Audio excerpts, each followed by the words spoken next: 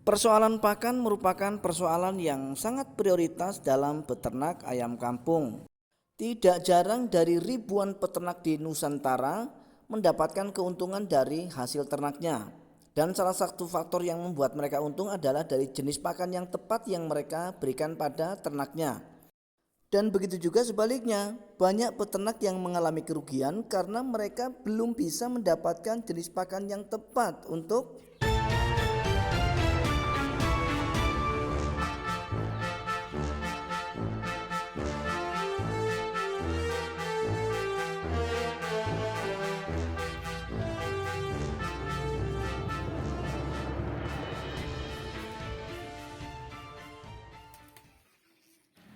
Assalamualaikum warahmatullahi wabarakatuh. Apa kabar teman-teman dan sobat semua hari ini? Saya doakan mudah-mudahan teman-teman senantiasa dalam keadaan sehat walafiat, murah rezekinya serta dimudahkan dalam segala urusannya. Amin ya robbal alamin. Untuk menyingkat waktu, kita akan segera lanjut ke pembahasan kali ini. Apakah teman-teman termasuk bagian daripada penonton video ini yang beternak ayam kampung di rumah? Dan seandainya teman-teman beternak di rumah, apakah teman-teman masih punya keluhan tentang pakan? Dan khususnya adalah untuk pakan pembesaran ya teman-teman, karena biasanya banyak sekali peternak yang lebih memilih untuk sistem pembesaran daripada sistem pembibitan. Walaupun saya sendiri beternak ini menggunakan dua sistem, yaitu ada yang saya besarkan atau pembesaran, tetapi saya juga melakukan pembibitan. Nah, tetapi untuk sistem pembibitan itu sendiri saya menetaskannya dengan menggunakan indukan ya teman-teman. Jadi ada beberapa indukan yang saya ternak, dan untuk indukan yang seperti ini merupakan indukan ayam kampung asli yang saya ternak dengan menggunakan sistem pembibitan. Jadi saya hanya mengharap dari hasil telur ataupun DOC yang mereka tetaskan ya teman-teman. Nah, tetapi untuk yang sistem pembesaran itu sendiri, saya juga mencetak dari DOC sendiri, yaitu saya memelihara indukan, tetapi indukannya bukan ayam kampung yang original, tetapi ayam kampung yang sudah kita silang dengan bangkok, sehingga mereka bisa menghasilkan DOC ayam yang memiliki postur lebih besar daripada DOC ayam kampung teman-teman. Secara otomatis karena dari DOC-nya itu sendiri sudah termasuk DOC yang sudah besar, maka mereka akan bisa cepat besar dan cepat mendapatkan bobot yang maksimal teman-teman. Sehingga saya sarankan untuk teman-teman yang beternak pembesaran, silahkan pilih bibit, jangan bibit ayam kampung asli untuk teman-teman besarkan. Tetapi sebisa mungkin teman-teman harus menggunakan ayam kampung yang sudah disilang untuk kita besarkan DOC-nya, kemudian kita ternak dengan menggunakan sistem pembesaran. Karena sudah terbukti dan sudah saya coba di peternakan ayam kampung saya, ketika kita menggunakan jenis ayam kampung yang sudah kita silang dengan bangkok, maka sangat cocok sekali untuk kita beternak pembesaran ya teman-teman. Nah, jadi jangan sampai nanti teman-teman salah pilih untuk memilih jenis ayam itu sendiri yang akan teman-teman ternak. Nah, kemudian berbicara tentang bagaimana cara kita bisa mempercepat pertumbuhan dari ayam-ayam atau DOC ayam yang kita besarkan. Apakah kita cukup dengan memilih jenis ayam yang tepat saja atau ada hal lain yang perlu kita perhatikan? Tentu saja tidak ya teman-teman. Artinya kita tidak hanya cukup untuk memilih jenis ayam yang tepat untuk kita besarkan, tetapi setelah itu masih ada tugas-tugas berikutnya. Nah, tugas berikutnya itu seperti apa agar kita bisa mendapatkan hasil ayam-ayam yang cepat besar dan berbobot, yaitu dari jenis pakan teman-teman. Banyak sekali peternak melakukan berbagai macam cara untuk mendapatkan hasil ayam yang cepat besar dan berbobot. Baik yang mereka lakukan dari faktor pakan ya, yaitu dengan meracik pakan-pakan alternatif, maupun dari faktor perawatan yang maksimal. Termasuk saya sendiri ya teman-teman, dalam beternak ayam kampung saya selalu melakukan berbagai macam cara untuk mendapatkan hasil bobot yang maksimal, khususnya adalah untuk sistem pembesaran yang saya lakukan teman-teman. Nah, jadi cara yang saya lakukan selama ini yaitu dengan membuat racikan pakan dari alternatif ya, baik yang kita kolaborasikan dengan pakan pabrikan maupun yang murni dari pakan-pakan alternatif yang bisa kita dapatkan dari alam ya. Ada yang namanya dedak, kemudian kita kombinasi dengan ampas tahu, kemudian kita campur jagung dan tidak melibatkan pakan pabrikan. Itu juga sudah pernah saya coba, ya. Nah, kemudian ada yang menggunakan jagung saja dan kemudian dengan menggunakan dedak. Itu juga sudah saya lakukan. Nah, tetapi pada kesempatan yang baik ini saya kembali akan berbagi sedikit ya tentang bagaimana sih cara kita bisa mendapatkan bobot atau pertumbuhan ayam yang cepat besar dengan bobot maksimal sehingga memiliki harga yang tentu saja memuaskan. Nah, tetapi kita tidak perlu ribet ruwet ya mencari ini, mencari itu, meracik ini, meracik itu. Karena pakan yang akan kita gunakan adalah pakan yang sangat-sangat simpel.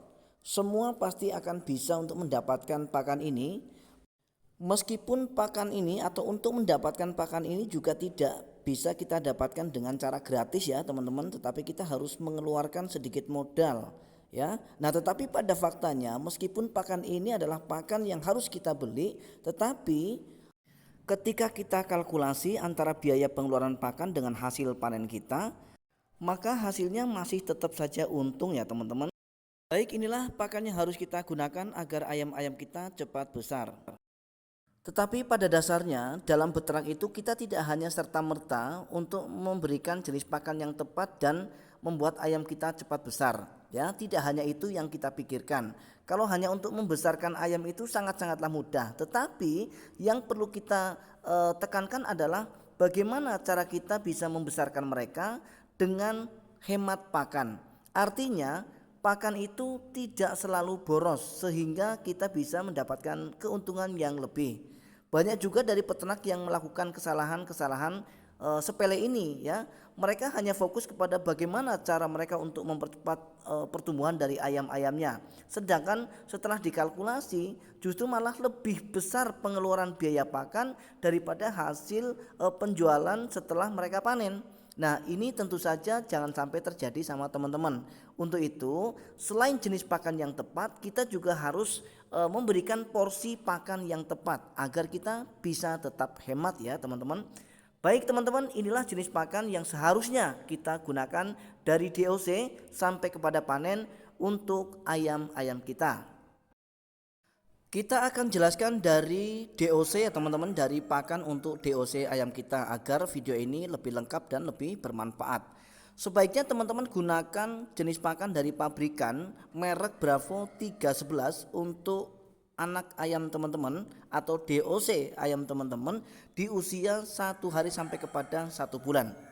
Nah, kemudian setelah DOC kita menginjak usia 1 bulan ke atas, maka 311 ini atau Bravo 311 ini akan kita ganti dengan Bravo 511. Jadi mereknya tetap sama tetapi kodenya saja yang berbeda ya teman-teman, karena bentuk dari pur ataupun peletnya juga sudah berbeda.